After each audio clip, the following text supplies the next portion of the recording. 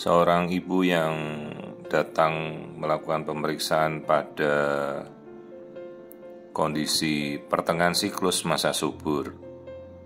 Ini bukan fase pemacuan stimulasi ovarium ya, jadi benar-benar si ibu ini baru kontrol pertama kali untuk melakukan pemeriksaan. Ya, dia ingin tahu sebelum persiapan kehamilan. Dan pas kebetulan datangnya pas masa subur, hari ke-12, 13, 14 ya, setelah masa setelah masa menstruasi. Ini kita lihat aliran darah di seluruh rahimnya ya. Yang warna merah-merah itu adalah pembuluh darah, namanya arteri spiralis.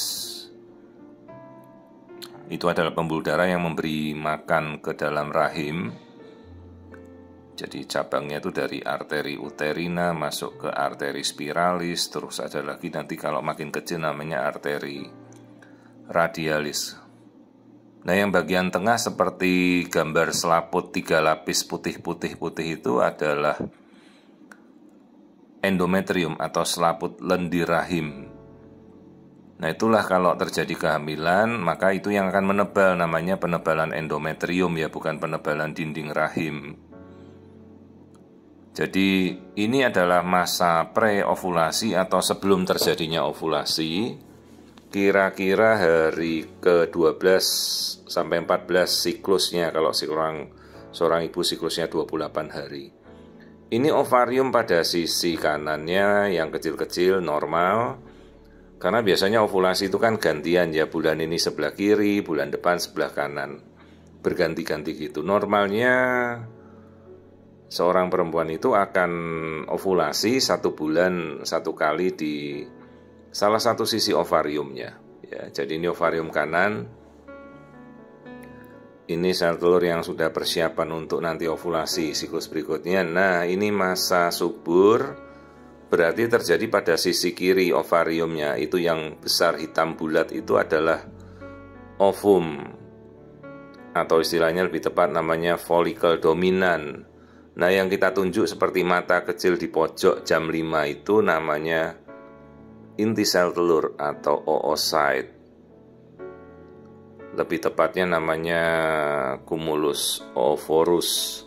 Kalau kita sudah bisa melihat oocyte di dalam sebuah telur seperti ini dengan diameter mencapai 2 cm ya, kemungkinan dalam 1 kali 24 jam ukuran telur sudah mencapai 2 cm, dia akan pecah. Biasanya maksimal 2 cm sampai 2,2 cm di puncak ovulasi.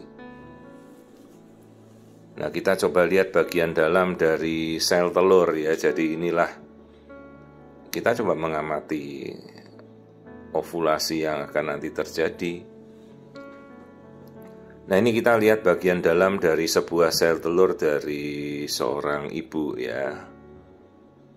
Jadi kemungkinan kalau siklus ini kemudian sel telurnya berhasil ovulasi terus berhasil dibuahi, ya akan terjadi kehamilan. Dan ini sudah fasenya tepat sekali pas ya, dia melihat masa suburnya datang pada masa subur. Ini kita tidak memacu apapun ya, jadi kita tidak berikan penyubur. Ini benar-benar si ibu datang untuk melakukan pemeriksaan apakah dia kondisinya rahim dan ovarium semuanya baik. Ternyata kondisinya sangat-sangat memuaskan. Jadi pas datangnya masa subur kita bisa melihat telurnya. Nah, ini jadi inilah namanya ovum di dalam ovarium ya.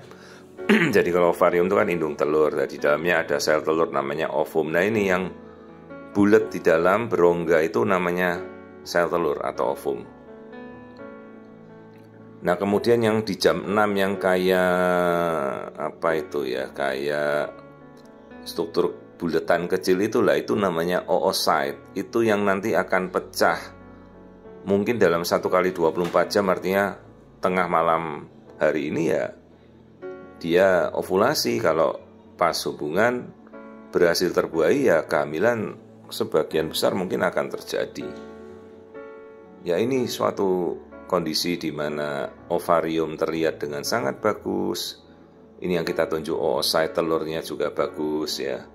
Inti sel telur sudah terlihat, maka diperkirakan dalam 24 jam akan terjadi ovulasi. Jadi ini kasus yang sangat-sangat bagus sebagai untuk percontohan suatu kondisi yang subur.